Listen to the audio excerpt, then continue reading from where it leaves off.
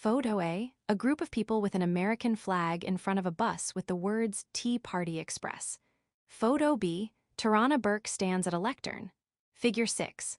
1. The national tour of the Tea Party Express visited Minnesota and held a rally outside the state capitol building.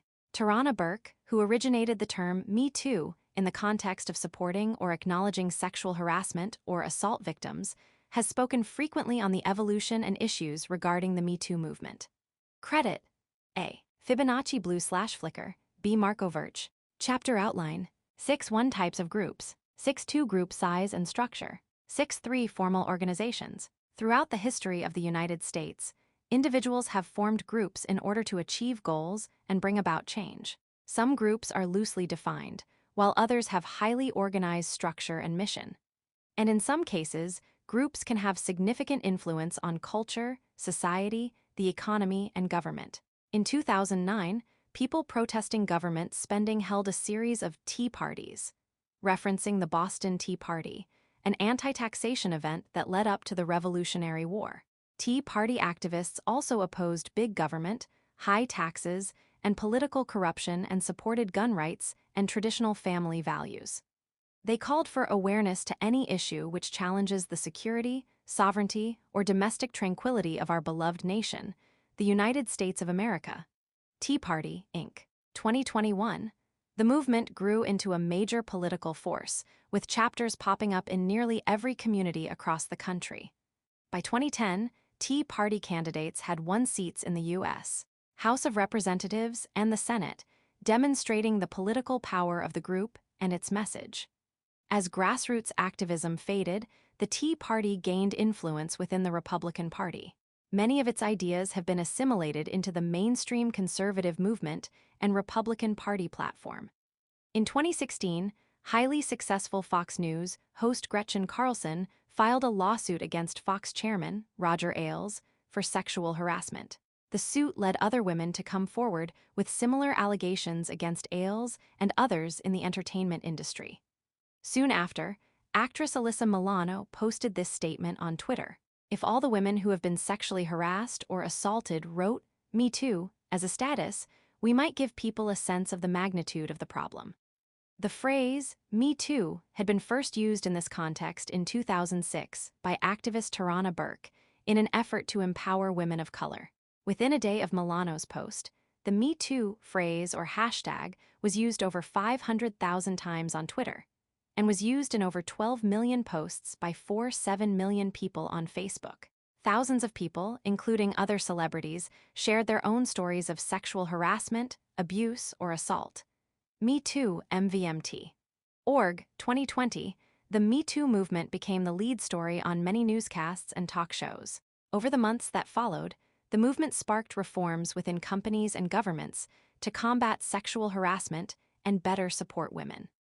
The movement inspired abuse victims to come forward and led to the sanction or removal of prominent individuals accused of serial harassment or abuse in academia, media, government, and other industries. The Tea Party evolved into an organization. From a loosely associated set of local chapters, it developed into several closely affiliated nonprofits, filed with the IRS, a political faction within the Republican Party, and a caucus within Congress. What about the Me Too movement? Burke started it in 2006 and was working to enact change long before the hashtag sparked more awareness and new policies. The Me Too has brought together people to work in groups, but it has yet to form into a permanent Me Too organization. As enduring social units, groups help foster shared value systems and are key to the structure of society as we know it. There are three primary sociological perspectives for studying groups: functionalist, conflict, and interactionist. We can look at the Tea Party and the Me Too movements through the lenses of these methods to better understand the roles and challenges that they offer. The functionalist perspective is a big-picture, macro-level view that looks at how different aspects of society are intertwined. This perspective is based on the idea that society is a well-balanced system with all parts necessary to the whole, and it studies the roles these parts play in relation to the whole. A functionalist might look at the macro-level needs that each movement serves. For example, A structural functionalist might ask how the Tea Party arose to voice the concerns of a large sector of society that felt politically underrepresented, or how Me Too drove people to pay attention to sexual harassment and gender inequality. This approach might look at how each group enabled the voicing of discontent and so stabilized society. The conflict perspective is another macroanalytical view, one that focuses on the genesis and growth of inequality. A conflict theorist studying the Tea Party movement might look at how it checked interests that have manipulated the political system over the last 30 years. Or this perspective might explore how Me Too challenged organizations that have allowed sexual harassment to persist in order to protect those in power. A third perspective is the symbolic interaction or interactionist perspective. This method of analyzing groups takes a micro-level view. Instead of studying the big picture, these researchers look at the day-to-day interactions of groups. Studying these details, the interactionist looks at issues like leadership style and group dynamics. In the case of the Tea Party movement, interactionists might ask, how does the Tea Party dynamic in New York differ from that in Atlanta? Or, in the case of the Me Too, researchers may seek to learn about who defines the agenda and approach within the movement. Learning objectives. By the end of this section, you should be able to differentiate between primary and secondary groups. Recognize in-groups and out-groups as subtypes of primary and secondary groups. Define reference groups. Most of us feel comfortable using the word group without giving it much thought. Often, we mean different things when using that word. We might say that a group of kids all saw the dog, and it could mean 250 students in a lecture hall or 4 siblings playing on a front lawn. In everyday use, it can be a generic term, although it carries important clinical and scientific meanings. Moreover, the concept of a group is central to much of how we think about society and human interaction. So how can we hone the meaning more precisely for sociological purposes? Defining a group. The term group is an amorphous one and can refer to a wide variety of gatherings. From just 2 people, think about a group project in school when you partner with another student, a club, a regular gathering of friends, or people who work together or share a hobby. In short, the term refers to any collection of at least 2 people who interact with some frequency, and who share a sense that their identity is somehow aligned with the group. Of course, every time people are gathered, it is not necessarily a group. A rally is usually a one-time event, for instance, and belonging to a political party doesn't imply interaction with others. People who happen to be in the same place at the same time, but who do not interact or share a sense of identity, such as a bunch of people standing in line at Starbucks, are considered an aggregate or a crowd. Another example of a non-group is people who share similar characteristics, but are not tied to one another in any way. These people are considered a category, and as an example, all children born from approximately 1980 to 2000 are referred to as millennials. Why are millennials a category and not a group? Because while some of them may share a sense of identity, they do not, as a whole, interact frequently with each other. Interestingly, people within an aggregate or category can become a group. During disasters, people in a neighborhood, an aggregate, who did not know each other might become friendly and depend on each other at the local shelter. After the disaster, when people go back to simply living near each other, the feeling of cohesiveness may last since they have all shared an experience. They might remain a group, practicing emergency readiness, coordinating supplies for next time, or taking turns caring for neighbors who need extra help. Similarly, there may be many groups within a single category. Consider teachers, for example. Within this category, groups may exist like teachers' unions, teachers who coach, or staff members who are involved with the PTA. Types of groups. Sociologist Charles Horton Cooley, 1864–1929, suggested that groups can broadly be divided into 2 categories: primary groups and secondary groups, Cooley 1909. According to Cooley, primary groups play the most critical role in our lives. The primary group is usually fairly small and is made up of individuals who generally engage face-to-face in long-term emotional ways. This group serves emotional needs, expressive functions rather than pragmatic ones. The primary group is usually made up of significant others, those individuals who have the most impact on our socialization. The best example of a primary group is the family. Secondary groups are often larger and impersonal. They may also be task-focused and time-limited. These groups serve an instrumental function rather than an expressive one, meaning that their role is more goal- or task-oriented than emotional. A classroom or office can be an example of a secondary group. Neither primary nor secondary groups are bound by strict definitions or set limits. In fact, people can move from one group to another. A group of coworkers, for example, can start as a secondary group. But as the employees work together over the years, they may find common interests and strong ties that transform them into a primary group. As we will discuss in the chapter on media and technology, even online networks of people with common interests can sometimes move from secondary to primary group status. Sociology in the real world. Best friends she's never met. Writer Allison Levy worked alone.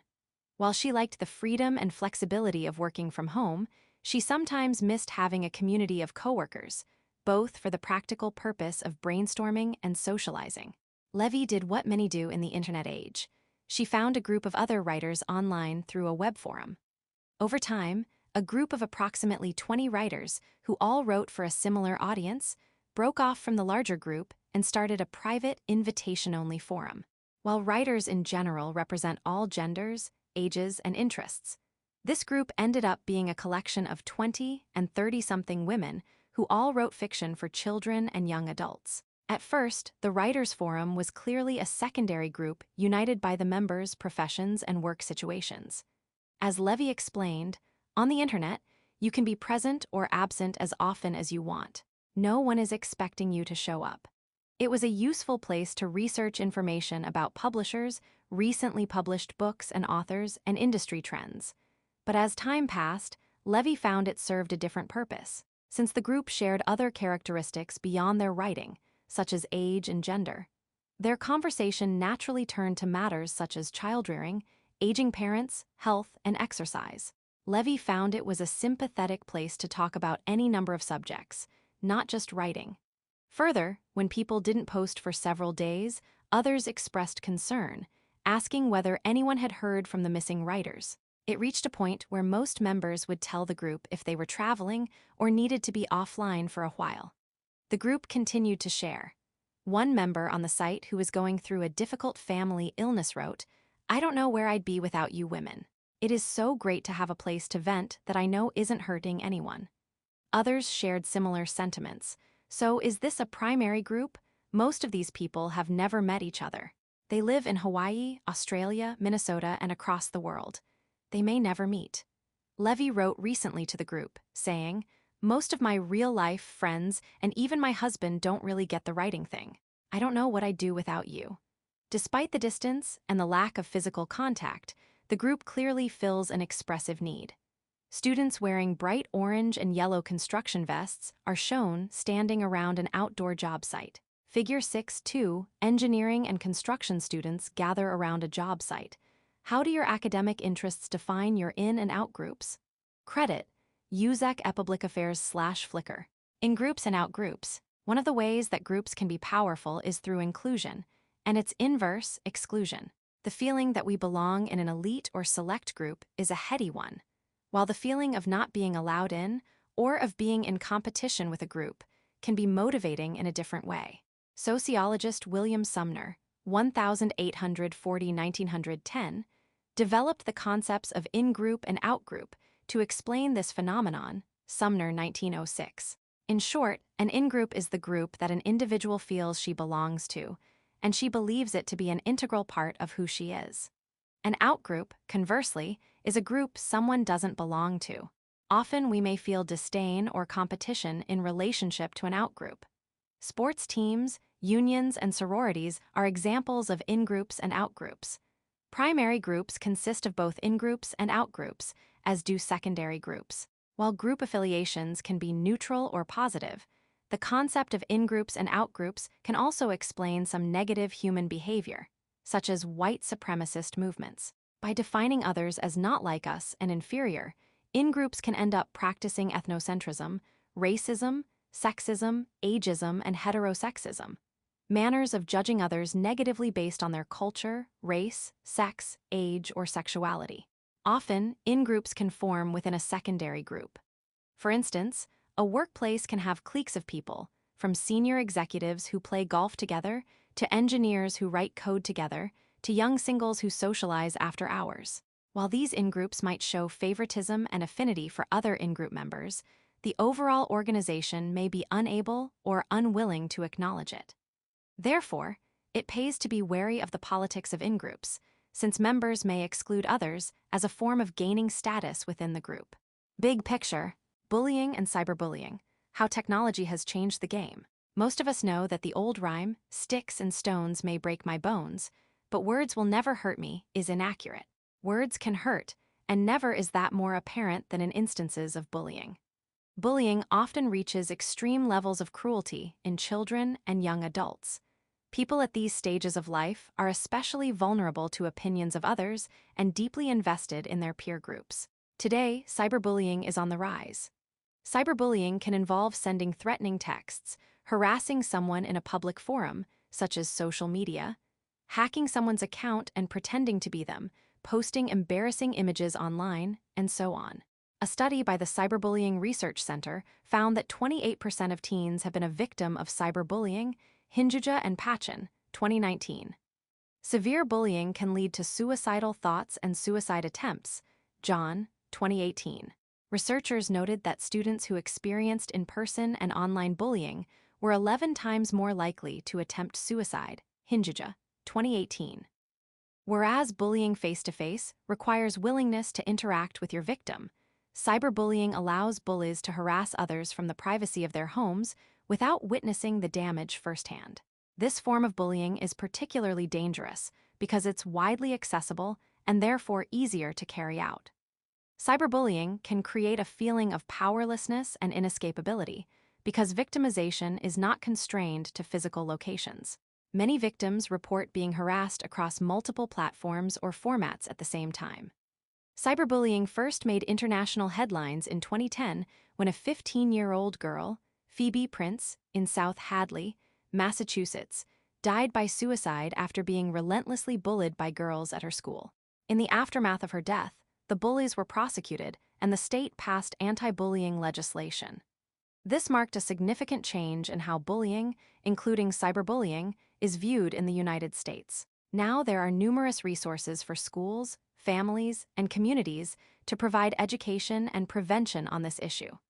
Social media platforms and their parent companies are also taking steps, often under pressure from communities, to improve cyberbullying detection and reporting capabilities. According to a report released in 2013 by the National Center for Educational Statistics, close to 1 in every 3, 27.8%, students report being bullied by their school peers. 17% of students reported being the victims of cyberbullying. Overall, LGBTQ youth are targeted at a higher rate than other youth, and members of minority populations overall are more likely to be cyberbullying victims. Hinjuda and Pachin, 2020. Finally, adults, particularly college students, are also frequent cyberbullying victims and perpetrators. Reference groups. A soccer player dribbles the ball while a member of the other team approaches. Figure 6. 3 athletes are often viewed as a reference group for young people. Credit, non-organical/flicker. A reference group is a group that people compare themselves to. It provides a standard of measurement. In U.S. society, peer groups are common reference groups. Kids and adults pay attention to what their peers wear, what music they like, what they do with their free time, and they compare themselves to what they see. Most people have more than one reference group, so a middle school boy might look not just at his classmates, but also at his older brother's friends and see a different set of norms. And he might observe the behaviors of his favorite athletes for yet another point of reference. Some other examples of reference groups can be one's cultural center, workplace, family gathering, and even parents. Often, reference groups convey competing messages. For instance, on television and in movies, young adults often have wonderful apartments and cars and lively social lives despite not holding a job. In music videos, young women might dance and sing in a sexually aggressive way that suggests experience beyond their years. At all ages, we use reference groups to help guide our behavior and establish our social norms. So, how important is it to surround yourself with positive reference groups? You may not recognize a reference group, but it still influences the way you act. Identifying your reference groups can help you understand the source of the social identities you aspire to or want to distance yourself from. Sociology in the real world. College, a world of in-groups, out-groups, and reference groups. A group of young women sit outside under a tent. Behind them are other groups. Figure 6. 4. Which fraternity or sorority would you fit into, if any? Sorority Recruitment Day offers students an opportunity to learn about these different groups. Credit. Texas A&M/Flickr. For a student entering college, the sociological study of groups takes on an immediate and practical meaning. After all, when we arrive someplace new, most of us glance around to see how well we fit in or stand out in the ways we want. This is a natural response to a reference group, and on a large campus, there can be many competing groups. Say you are a strong athlete who wants to play intramural sports, and your favorite musicians are a local punk band. You may find yourself engaged with two very different reference groups.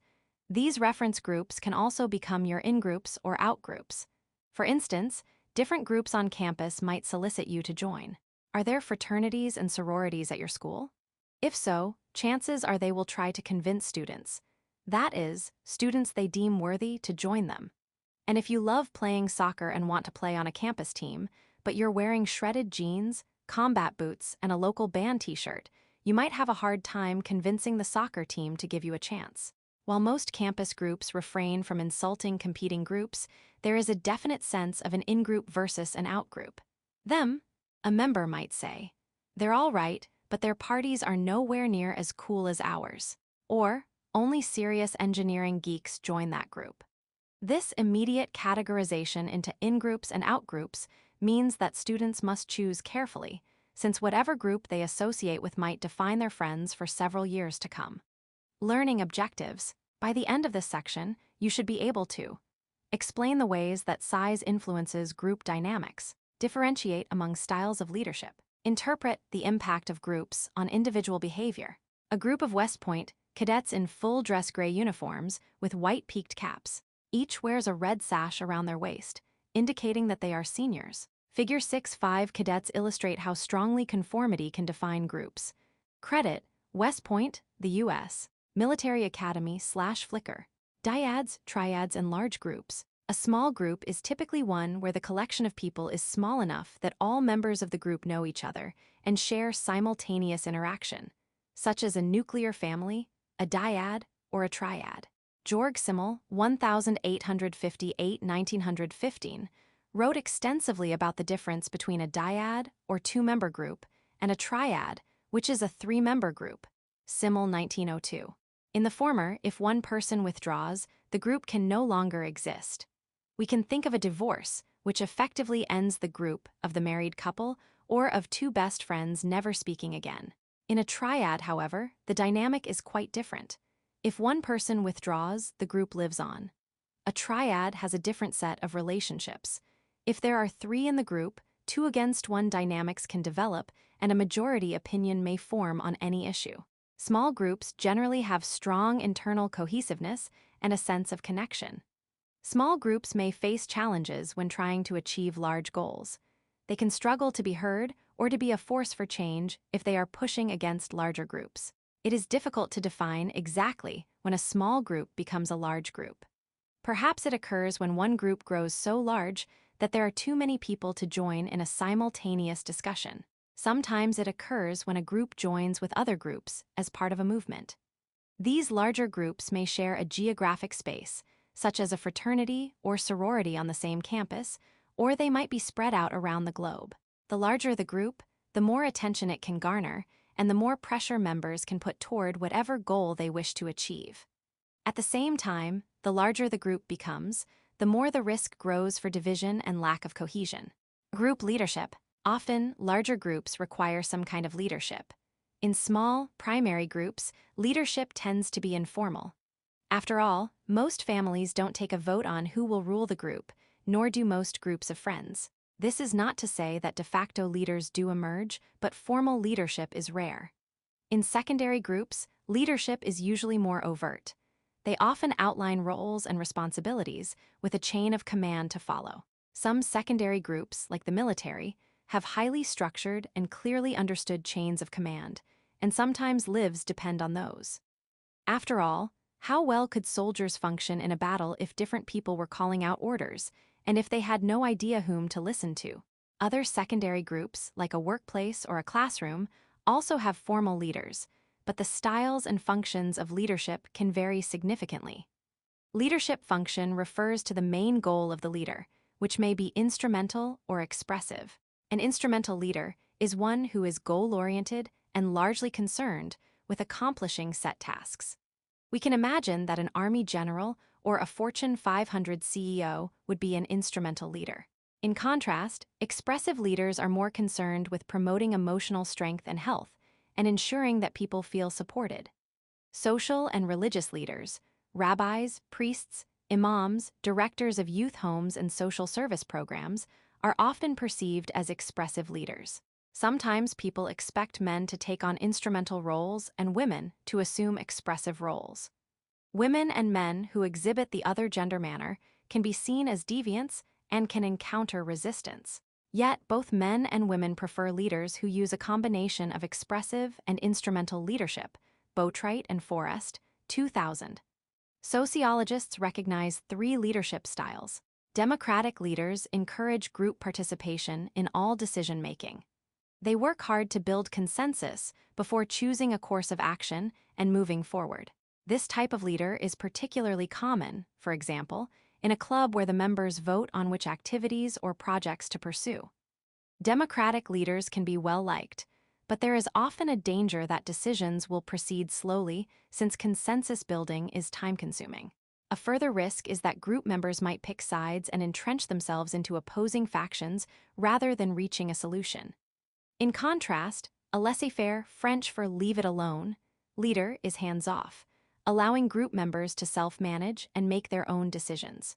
An example of this kind of leader might be an art teacher who opens the art cupboard, leaves materials on the shelves, and tells students to help themselves and make some art. While this style can work well with highly motivated and mature participants who have clear goals and guidelines, it risks group dissolution and a lack of progress. Finally, authoritarian leaders issue orders and assign tasks with little to no feedback from group members. These leaders are often instrumental leaders with a strong focus on meeting goals. Often, entrepreneurs fall into this mold, like Facebook founder Mark Zuckerberg. Not surprisingly, authoritarian leaders risk alienating the workers. When decisions need to be made quickly or informed by a high level of expertise, however, this style of leadership can be required. In different circumstances, each of these leadership styles can be effective and successful. Consider what leadership style you prefer. Why? Do you like the same style in different areas of your life, such as a classroom, a workplace, and a sports team? Big picture, women political candidates. Kamala Harris speaks to a military commander. Figure 6.6, Kamala Harris, like many other women leaders, faces unique and sometimes conflicting expectations. She may want to lead, but some care more about whether she is liked. Credit, California National Guard/Flickr.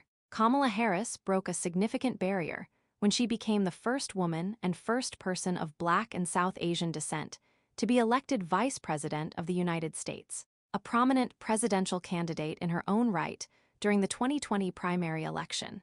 Harris was asked by then-candidate Joe Biden to be his running mate in order to secure his electoral victory.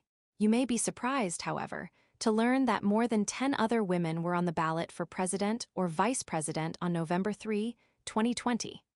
Many were not on the ballot in every state, and at least one, Ricky Sue King, actually encouraged people not to vote for her. Shirley Chisholm, Lenora Falani, Jill Stein, Hillary Clinton, and many other women have been candidates, but the United States has yet to elect a woman to the presidency. Researchers and political analysts have long established that gender plays a significant role in how political leaders, both candidates and elected officials, are perceived. As a starting point, research indicates that, even among women, the public prefer masculine qualities in presidents. For example, A study in which subjects completed the BEM sex role inventory and implicit leadership inventory found that the hypothetical, ideal president possessed more masculine qualities than feminine qualities. Powell and Butterfield, 2011. Beyond the implicit preference toward masculine qualities, women candidates face what is sometimes referred to the likability trap. Essentially, the public expects and prefers certain qualities from its leaders, and also expects and prefers certain qualities based on the candidate's gender.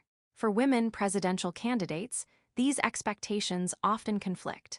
For example, when a male candidate ranks low on feminine qualities, their likability is not significantly affected. But when a female candidate, like Hillary Clinton, ranks low on feminine qualities, their likability is significantly impacted.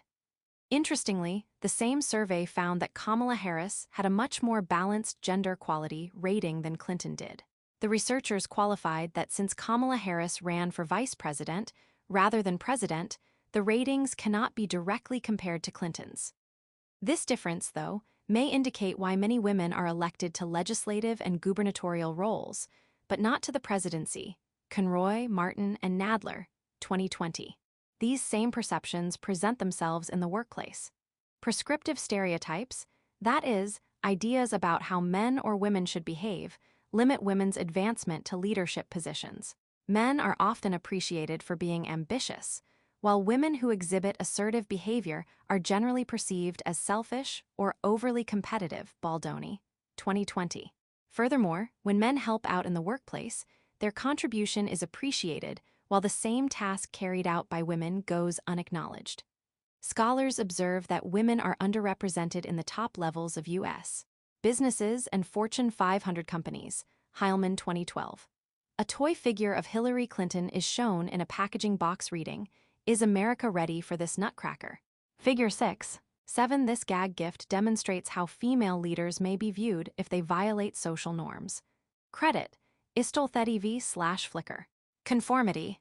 We all like to fit in to some degree.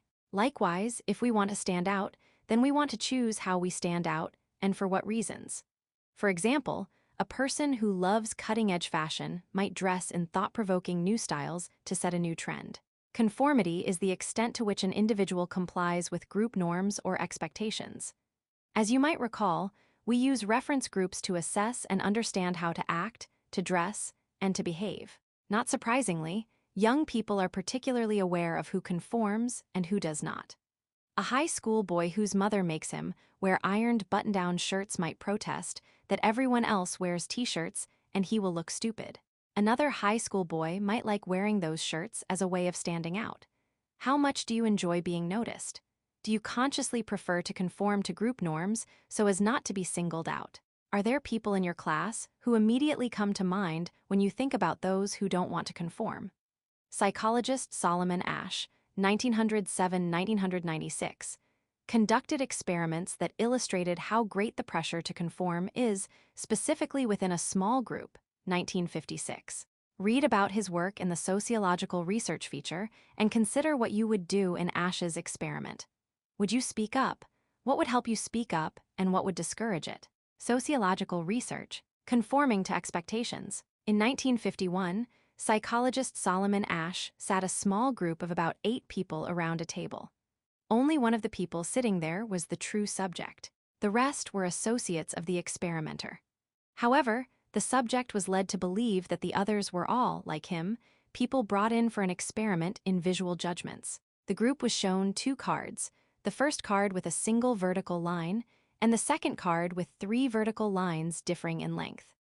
The experimenter polled the group and asked each participant one at a time which line on the second card matched up with the line on the first card. However, this was not really a test of visual judgment. Rather, it was Asch's study on the pressures of conformity. He was curious to see what the effect of multiple wrong answers would be on the subject, who presumably was able to tell which lines matched.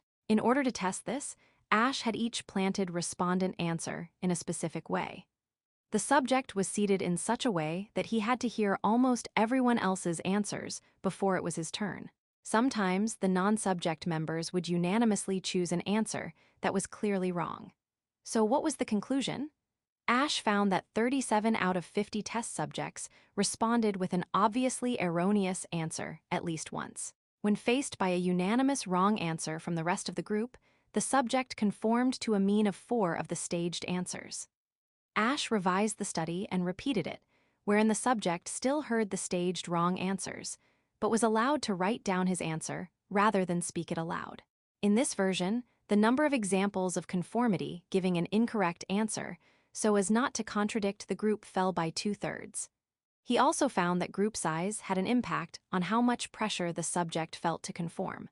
The results showed that speaking up, when only one other person gave an erroneous answer, was far more common than when 5 or 6 people defended the incorrect position. Finally, Ash discovered that people were far more likely to give the correct answer in the face of near-unanimous consent if they had a single ally. If even one person in the group also dissented, the subject conformed only a quarter as often. Clearly, it was easier to be a minority of 2 than a minority of 1. Ash concluded that there are 2 main causes for conformity. People want to be liked by the group, or they believe the group is better informed than they are. He found his study results disturbing. To him, they revealed that intelligent, well-educated people would, with very little coaxing, go along with an untruth. He believed this result highlighted real problems with the education system and values in our society. Ash, 1956. Stanley Milgram, a Yale psychologist, had similar results in his experiment that is now known simply as the Milgram experiment. In 1962, Milgram found that research subjects were overwhelmingly willing to perform acts that directly conflicted with their consciences when directed by a person of authority.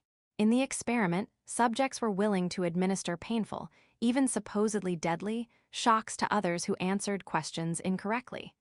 To learn more about similar research, visit http://www.prisonexp.org. The bystander, effect, and diffusion of responsibility. Social psychologists have recognized that other people's presence influences our behavior, whether we are aware of it or not. One example is the bystander effect, a situation in which people are less likely to interfere during an emergency or when a social norm is being violated if there are others around. They feel less responsible because of the presence of other bystanders. Bayer et al., 2017. This is known as diffusion of responsibility. Most of the time, people report that they don't want to get involved, and that's why they don't respond when they see something wrong. They assume someone else will step up and help. Researchers have found that people are less likely to help if they don't know the victim. Cherry, 2020. Think about it this way: you're walking to class and there are several students around. Someone falls on the ground having a seizure. What would you do? The bystander effect suggests that unless you know the person who has fallen, you are more likely to walk away than help. However, social psychologists believe that you are much more likely to help, or at least stop and check, if you are the only one around. Learning objectives. By the end of this section, you should be able to distinguish the types of formal organizations, recognize the characteristics of bureaucracies, identify the impact of the McDonaldization of society. A complaint of modern life is that society is dominated by large and impersonal secondary organizations. From schools to businesses to healthcare to government, these organizations, referred to as formal organizations, are highly bureaucratized. Indeed, all formal organizations are, or likely will become, bureaucracies. We will discuss the purpose of formal organizations and the structure of their bureaucracies. Types of formal organizations. Figure A shows a float made by Girl Scouts. Figure B shows the hallway of a correctional facility. Figure 6. 8 Girl Scout troops and correctional facilities are both formal organizations. Credit: a moonlight bulb/flicker. B. CX aux S/flicker. Sociologist Amitai Etsani, 1975, posited that formal organizations fall into 3 categories. Normative organizations, also called voluntary organizations, are based on shared interests. As the name suggests, joining them is voluntary. People find membership rewarding in an intangible way. They receive non-material benefits. The Audubon Society and a ski club are examples of normative organizations. Coercive organizations are groups that we must be coerced or pushed to join. These may include prison or a rehabilitation center. Symbolic interactionist Irving Goffman states that most coercive organizations are total institutions, 1961. A total institution is one in which inmates or military soldiers live a controlled lifestyle and in which total resocialization takes place. The third type is utilitarian organizations, which, as the name suggests, are joined because of the need for a specific material reward. High school and the workplace fall into this category, one joined in pursuit of a diploma, the other in order to make money. Normative or voluntary coercive utilitarian. Benefit of membership, intangible benefit, corrective benefit, tangible benefit. Type of membership, volunteer basis, required contractual basis. Feeling of connectedness, shared affinity, no affinity, some affinity. Table 6. One table of formal organizations. This table shows Etskini's 3 types of formal organizations. Credit. Etskini 1975. The structure of bureaucracies. Bureaucracies are an ideal type of formal organization. By ideal, sociologists don't mean best. Rather, bureaucracies have a collection of characteristics that most of them exhibit. Pioneer sociologist Max Weber characterized a bureaucracy as having a hierarchy of authority, a clear division of labor, explicit rules, and impersonality, 1922. People often complain about bureaucracies declaring them slow, rule-bound, difficult to navigate, and unfriendly. Let's take a look at terms that define a bureaucracy to understand what they mean. Hierarchy of authority refers to the chain of command that places one individual or office in charge of another, who in turn must answer to her own superiors. For example, as an employee at Walmart, your shift manager assigns you tasks. Your shift manager answers to his store manager, who must answer to her regional manager, and so on, up to the CEO, who must answer to the board members, who in turn answer to the stockholders. Everyone in this bureaucracy follows the chain of command. Bureaucracies have a clear division of labor. Each individual has a specialized task to perform. For example, at a university, psychology professors teach psychology, but they do not attempt to provide students with financial aid forms. The Office of Admissions often takes on this task. In this case, it is a clear and common-sense division. But what about in a restaurant where food is backed up in the kitchen and a hostess is standing nearby texting on her phone? Her job is to seat customers, not to deliver food. Is this a smart division of labor? Bureaucracies have explicit rules, rules that are outlined, written down, and standardized. For example, at your college or university, the student guidelines are contained within the student handbook. As technology changes and campuses encounter new concerns like cyberbullying, identity theft, and other problems that arise, organizations scramble to ensure their explicit rules cover these emerging issues. Finally, bureaucracies are also characterized by impersonality, which takes personal feelings out of professional situations. This characteristic grew, to some extent, out of a desire to avoid nepotism, backroom deals, and other types of favoritism, while simultaneously protecting customers and others served by the organization. Impersonality bureaucracies can effectively and efficiently serve volumes of customers quickly.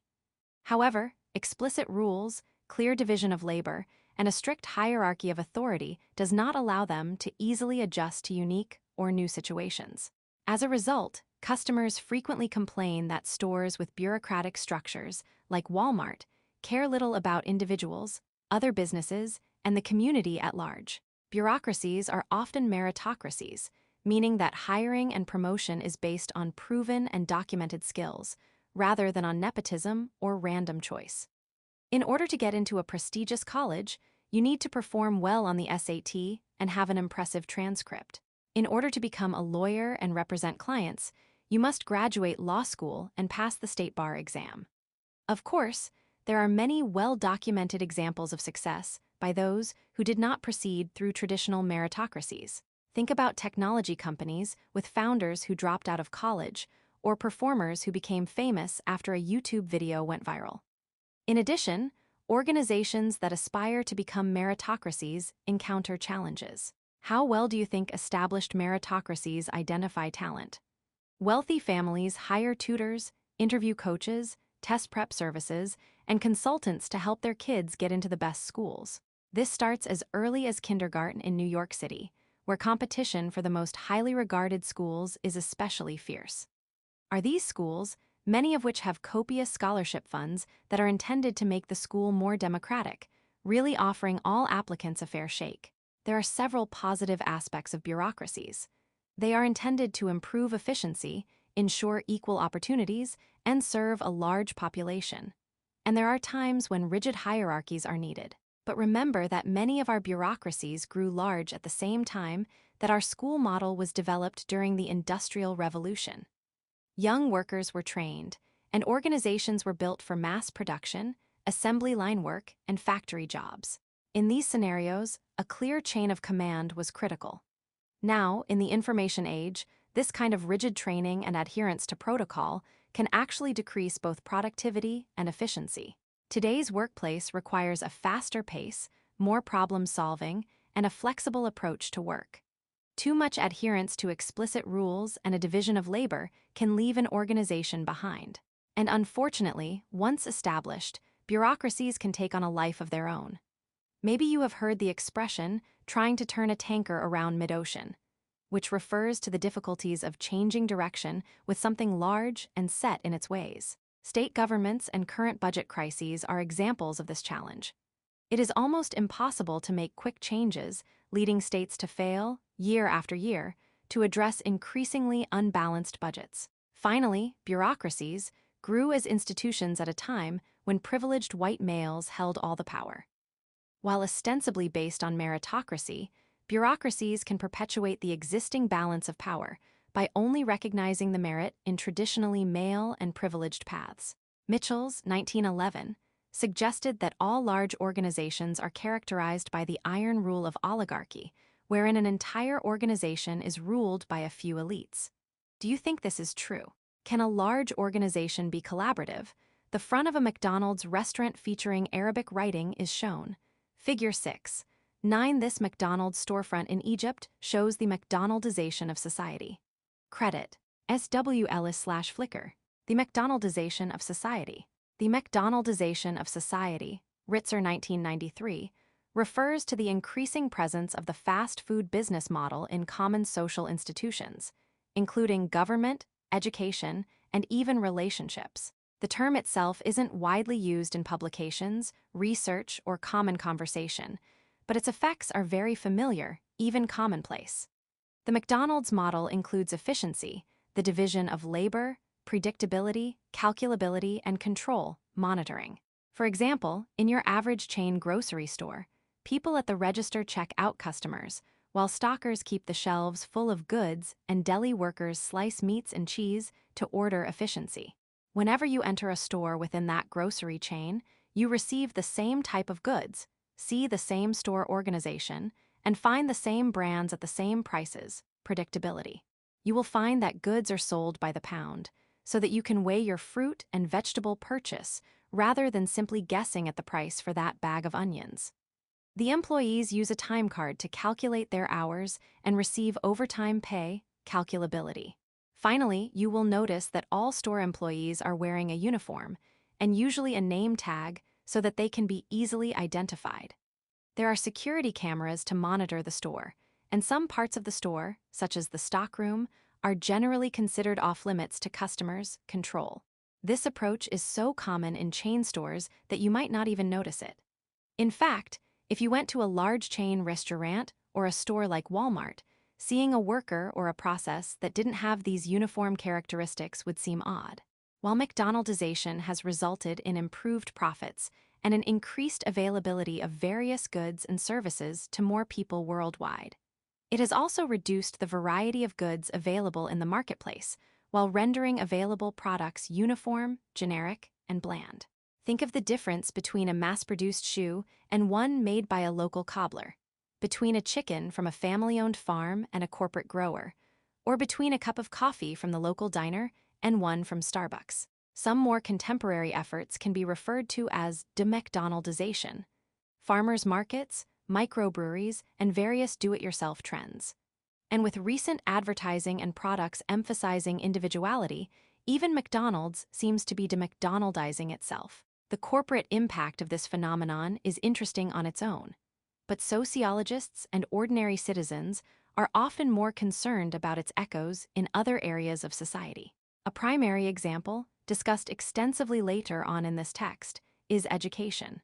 Curricula and teaching practices were long the domain of local districts under state guidance. Some experts felt that this led to both inefficiency and underperformance. Starting in the 1990s, and especially in the early 2000s with the No Child Left Behind law, national standards began to override local approaches. But the desired outcome, improved education, is difficult to measure and far more difficult to achieve. Due to funding gaps, difficult standards, and intense public and local government opposition, the law was largely seen as having limited impact and was eventually phased out. Healthcare has also gone to a mass production and efficiency model. As you will explore later in the text, U.S. healthcare providers and insurers faced overwhelming increases in demand, partly the result of America's aging and less healthy population. In the 1990s, providers consolidated in what was called hospital merger mania. Local hospitals and even small doctors' offices were merged or acquired by larger systems, Fuchs 1997. The trend continued with new growth in providers like urgent care offices. Other efficiency and standardization methods include telemedicine, new types of healthcare professionals, insurance mandates, and artificial intelligence. Sociology in the real world. Secrets of the McJob. We often talk about bureaucracies disparagingly, and no organization takes more heat than fast food restaurants. Several books and movies, such as Fast Food Nation, The Dark Side of the All-American Meal by Eric Skossler, paint an ugly picture of what goes in, what goes on, and what comes out of fast food chains. From their environmental impact to their role in the U.S. obesity epidemic, fast food chains are connected to numerous societal ills. Furthermore, working at a fast food restaurant is often disparaged, and even referred to dismissively, as having a McJob rather than a real job. But business school professor Jerry Newman went undercover and worked behind the counter at 7 fast food restaurants to discover what really goes on there. His book, My Secret Life on the McJob, documents his experience.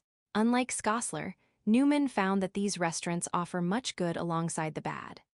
Specifically, he asserted that the employees were honest and hardworking, that management was often impressive, and that the jobs required a lot more skill and effort than most people imagined. In the book, Newman cites a pharmaceutical executive who says a fast food service job on an applicant's resume is a plus because it indicates the employee is reliable and can handle pressure. Businesses like Chipotle, Panera, and Costco attempt to combat many of the effects of McDonaldization.